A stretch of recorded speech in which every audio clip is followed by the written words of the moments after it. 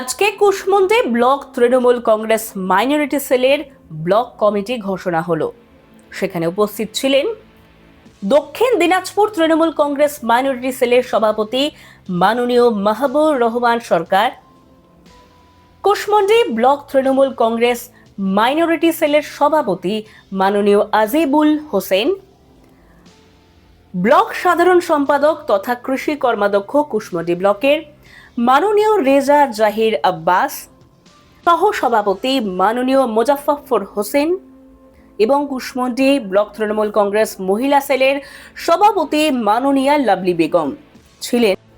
করঞ্জি গ্রাম পঞ্চায়েতের প্রধান মাননীয় ফরিকুল ইসলাম সহ অনেক নেতৃত্ব।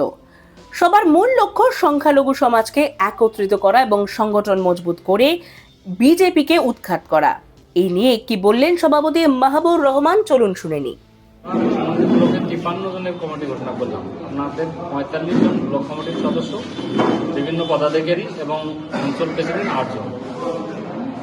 এই যে 53 জনের বিজেপিকে এখানে উৎখাত করবো। কুশমন্ডি এমনি তৃণমূল কংগ্রেসের সাংগঠনিক শক্তিশালী মজবুত, এই শাখা সংগঠনরা সবাই মজবুত হয়ে তৃণমূল কংগ্রেসকে উচ্চ শিখরে পৌঁছাবে। বিজেপি চটিবাটি উঠিয়ে নিয়ে কুশমন্ডি থেকে বিদায় হবে। নিজস্ব প্রতিবেদন, জনতার কণ্ঠ।